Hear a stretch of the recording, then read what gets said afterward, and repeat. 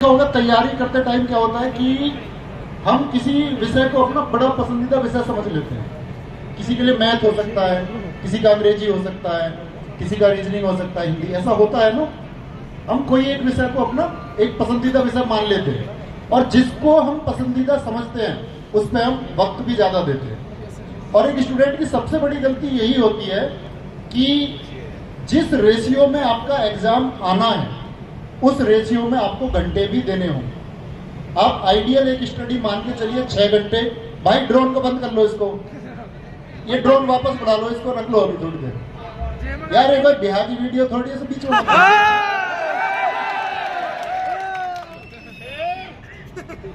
तो सबसे बड़ी कमी ये है कि हम उस बराबर रेशियो में मान के चलिए हम 8 घंटे पढ़ते हैं। बड़े ध्यान से सुनना। और कोई एक एग्जाम लेते हैं जिसमें 100 क्वेश्चन आते हैं, 4 सब्जेक्ट में 25-25 क्वेश्चन आते हैं, ठीक है। अब हम क्या कर रहे हैं कि हम 8 घंटे में 2-2 घंटे हमको सबको देने चाहिए। अब हम क्या कर रहे हैं, मैथ कर रहे हैं 4 घंटे, रीजनिंग मजा आ जाता है क्योंकि सवाल हो जाता है 3 घंटे कर रहे हैं, जीएस कितनी देर पढ़ी 1 घंटा। कमजोर क्या रहेगा? अब मान के चलिए किसी का जीएस में इंटरेस्ट है, 4 घंटे जीएस पढ़ी और मैथ पढ़ा 1 घंटे, कमजोर क्या रहेगा? ये गलती है। बराबर टाइम दो और जब लगे कि मेरा जो सब्जेक्ट है अब इसमें कमांड बन गई है, रीजनिंग के लिए अब 2 घंटे देने की जरूरत नहीं है क्योंकि रीजनिंग तो मेरी कमांड अब बन चुकी है, तो रीजनिंग को 1 घंटे कर दो। अब रीजनिंग का बचा हुआ 1 घंटा किसको देना है? जो सब्जेक्ट कमजोर है। हिंदी को या अंग्रेजी को आपको लगता है कि भाई मेरी कमांड बन चुकी है, तो जिस विषय पर आपकी कमांड बन जाए उस समय को उसे दे दो जिस पर आपकी कमांड नहीं। तैयारी का मूल नियम तो ये है। अगर आप करते रहेंगे ऐसे कि नहीं जी मुझे मजा आ रहा गणित करने में और मजे के चक्कर में तुम्हें पता दुनिया बर्बाद है। जैसे अभी तुमने देखा, मतलब इस एज में रहता ही है एक्साइटमेंट कि लड़की कैसे बोली वहां से तो उठ के देख रहे हैं सारे। सर ने आके बोला माँ का फोटो याद कर लेना, सबकी आंखें नीचे और जिंदाबाद जिंदाबाद। मतलब ये चीजें क्षणिक है, मोमेंट्री है। आपको मैं बताऊं कि माँ, पिताजी, घर की हालत, स्थिति जिसको देखनी होती है ना भाई, वो बिगर किसी के कहे देखेगा। मेरे कहने से तुम अपने घर की स्थिति देखोगे, तुमसे बड़ा मूर्ख कौन है फिर? अगर मेरे कहने से तुम पढ़ने बैठोगे, कोई बोले कि मुझे तो आपका चेहरा देख के मोटिवेशन आता है और मुझे बहुत अलग लेवल का जुनून आता है, तो सबसे बड़ा मूर्ख है फिर। अगर किसी को देख के तुम्हें लगता है कि मुझे मोटिवेशन आ रहा है, जुनून आ रहा है, मतलब तुमने हमसे पहले आइडेंटिफाई नहीं किया। 20 वर्ष गुजर गए, 22 गुजर गए, 24 गुजर गए, 26 गुजर गए, क्या सीखने के लिए अब तक जीवन में कुछ आया ही नहीं था? सच में आया होगा। इसका मतलब क्या है कि हम एक क्षणिक बहकावा करते हैं। क्षणिक बहकावा कैसा कि मुझे तो तुम्हें देख के ही पढ़ने को मन करता है, मैं तो रातों को जागता हूं, मैं तो अपनी मां की मुस्कुराहट के लिए पढ़ रहा हूं। ठीक है, लेकिन क्या सच में उस दिखावे की जरूरत है? तो भाई सबसे पहले तो दिखावा करना बंद करना होगा। और जो लड़के पढ़ाई के टाइम पर कि जी मुझको फॉलो बैक कर दो, मेरे साथ कॉलैब कर लो, फोटो खींच के भेजूंगा उसको, उससे बोलूंगा नवीन सर से मेरी रोज बात होती है, मेरे बड़े करीबी हैं, तो ये सब चीजों से बचना होगा। अगर जिंदगी की कहते हैं ना कि रियल चीज आपको बनानी है तो रील से तो बचना होगा। तुम कहोगे कि तुम क्यों बना रहे हो? क्योंकि भाई मेरी नजर में शायद हम उस एक लेवल पे पहुंच चुके कि जहां शायद चीजें आरामदायक है। ऐसा नहीं कि करने को आगे नहीं है, कुछ करने को बहुत कुछ है। अभी आपका कहीं जाने का ड्रीम होगा तो हमारा भी कहीं पहुंचने का ड्रीम होगा, तो सबका होगा। अच्छा, दूसरी चीज क्या है? अब बात करते हैं कि भाई सभी लोग जानते होंगे इस बात को, हल्दी घाटी क्या है, राजस्थान क्या है, ये बताने की जरूरत शायद किसी को है नहीं।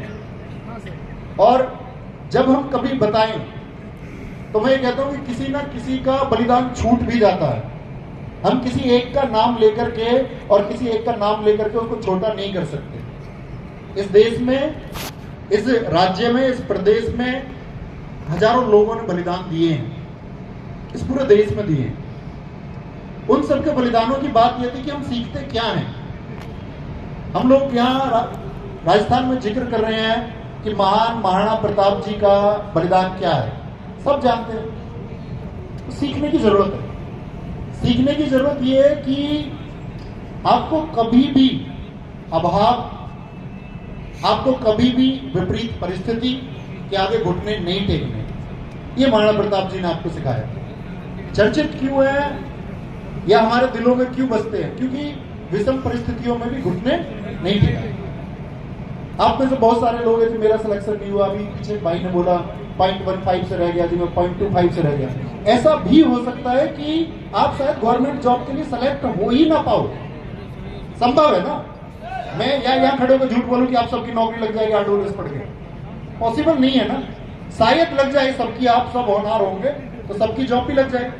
लेकिन ऐसा भी तो हो सकता है भाई, शायद हम लोग गवर्नमेंट जॉब में सेलेक्ट ना हो, इसका मतलब जीवन तो खत्म नहीं होता। एक भाई ने बीच में खड़े होकर बड़ा अच्छा लगा, उसने बोला कि मैं पढ़ता नहीं हूं, मैं सिंगर हूं। तो जिंदगी जीनी भी है, प्रेशर क्रिएट नहीं करना दिमाग पे। तो जिसे कोई भी स्थिति है, आप लोग अपनी मेहनत पे ध्यान दो कि भाई मुझे मेहनत करनी है, मैंने ये डिजाइन किया है, ये एग्जाम है, इसका सिलेबस ये है, मेरी चीजें क्या सच में तैयार करने के लिए मैं वो वक्त देता हूं जो देना जरूरी है। सच बताना, जब आप लोग रात को आराम की स्थिति में पहुंचते होंगे, और सच ही बताना मतलब खुद को ग्रेट बनाने की कोशिश नहीं करनी।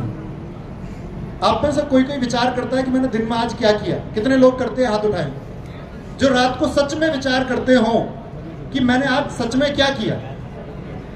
अब ऐसा तो नहीं 100% सच लोग हाथ उठा रहे हो, मतलब कुछ लोगों ने हाथ उठाए। तो क्या ये सच में जरूरी नहीं है कि आप अपने पूरे दिन को जो आप बिता चुके हैं उसके बारे में एक बार विचार करें कि जो मैं सोच रहा था मैंने उसके लिए आज काम किया या नहीं किया? सोचना चाहिए। और मेरे दोस्त, जिस दिन सोच करके तुमको ये बेटर फीलिंग आएगी कि हाँ सच में मुझे गवर्नमेंट जॉब में सेलेक्ट होना था और उसके लिए मैंने आज का दिन उसी तैयारी में बिताया है, ये फील आने लगेगा तो आप तैयार हैं।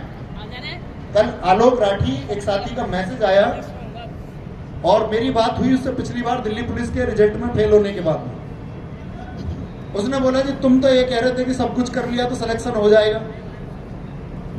मैंने कहा भाई सिलेक्शन के लिए मैंने कभी नहीं बोला। आप लोगों ने मेरी क्लासेस देखी होंगी, मैंने कभी ये वादा नहीं किया कि भाई मेरी जीएस पढ़ लोगे तो इतना स्कोर कर दोगे।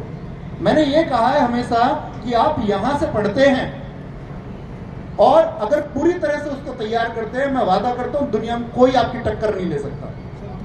मैं ये नहीं कहता कि आप पूरा स्कोर कर दोगे, ये मेरा अपने स्टूडेंट्स पे भरोसा है और लोगों ने करके दिखाया भी है। कल आलोक राठी से मेरी बात हुई, एसएससी जीडी में 160 में से 160 स्कोर, और कल मुझसे कह रहा था भैया आप कह रहे थे कि कर सकते हैं, तो मैं बस एक कमरे में बंद था।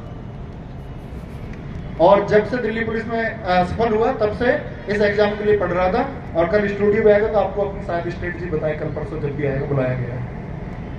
तो छत पे जैसे उसने बोला कि मैंने खुद को कमरे में अकेला कर लिया। अकेले का मतलब क्या है कि आप जो करना चाहते हो उस लाइफ को जीते भी हो या नहीं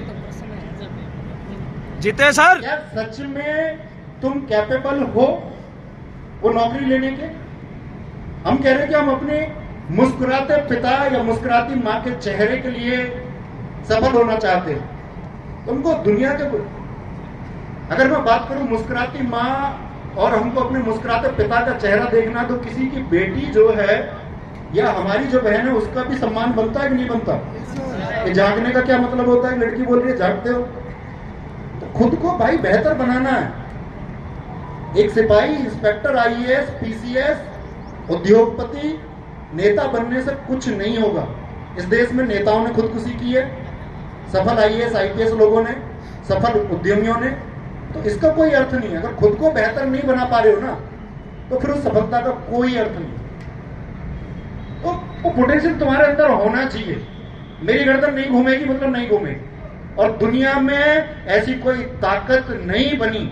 ये महाराणा प्रताप जी ने आपको सिखाया कि मैं अगर गर्दन नहीं घुमाऊंगा तो नहीं घुमाऊंगा, मैं पीछे नहीं हटूंगा तो नहीं हटूंगा।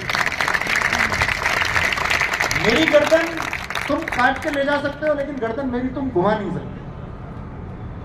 लोग परेशान हो रहे हैं। मोहल्ले में किसी ने बताया कि मैं लाइब्रेरी में जाता हूं और उनकी चर्चा दरअसल में लाइब्रेरी का पूरा दिन तैयारी में नहीं गुजरा, उसका दिन गुजरा तेरा मॉक में कितना स्कोर है, मेरा मॉक में कितना स्कोर है, पिछले मॉक में कितना था, अगले मॉक में कितना होगा। तो दूसरे के स्कोर से नहीं डरना, दूसरे को अपने साथ बढ़ाओ। अगर तुम्हारे अंदर ताकत है ना, उसको भी तैयारी करो। गलत तरीके से नहीं कि ये नीचे हो जाए, इसको मिसगाइड कर दूं मैं।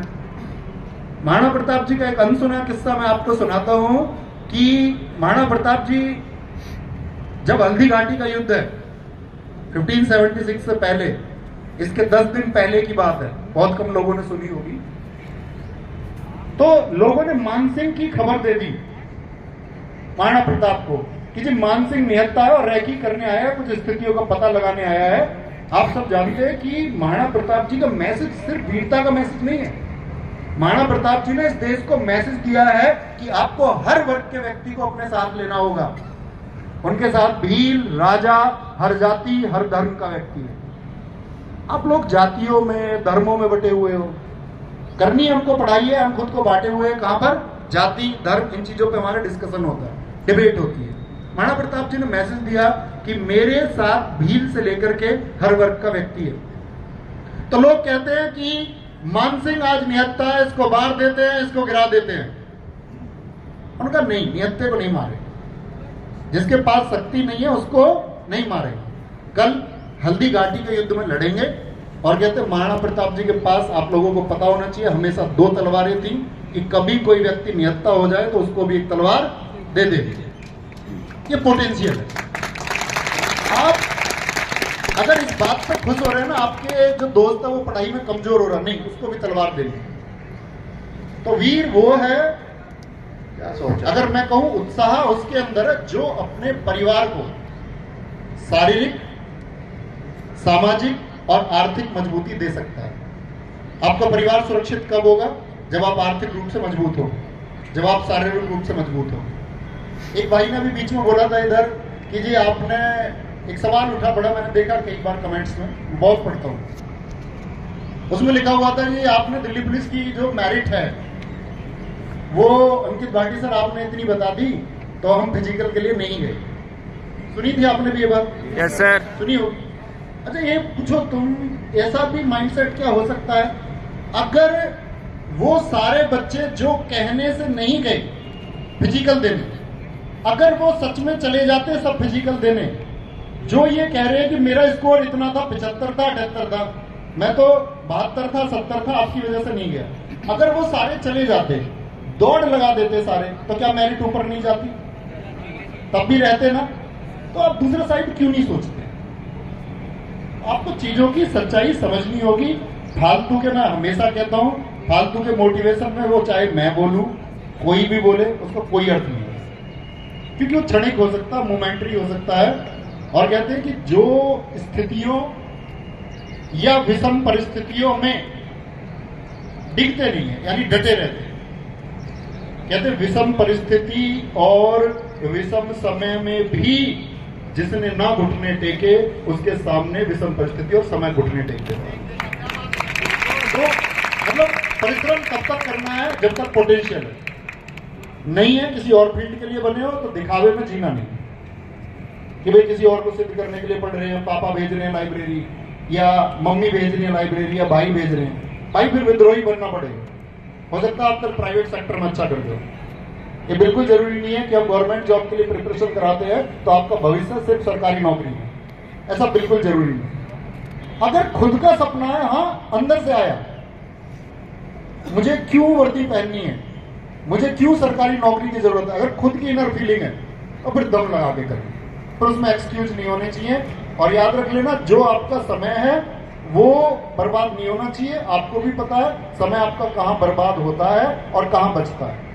अगर इसके लिए कोई आपको बता रहा है कि समय आपका कहां बचेगा तो फिर उसका कोई अर्थ नहीं। तो मैं ये कहना चाहता हूं आपसे कि आप वास्तविकता के साथ जिए, जो ख्याली दुनिया है उससे बाहर आ जाओ, क्योंकि हकीकत शायद आपको आज ना पता हो, आप किसी के आश्रित हो, भाई आपको पढ़ाते हो, पिताजी पढ़ाते हो, मामा पढ़ाते हो, किसी के भी द्वारा आप पढ़ाए जा रहे हो।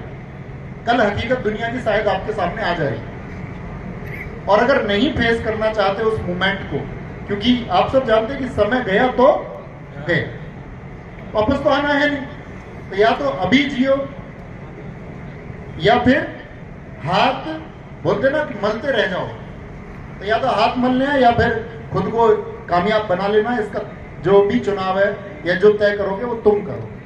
तो बस एक छोटा सवाल है मेरा, बिना किसी शोर शराबे के जवाब देना कि कह जाओगे ना?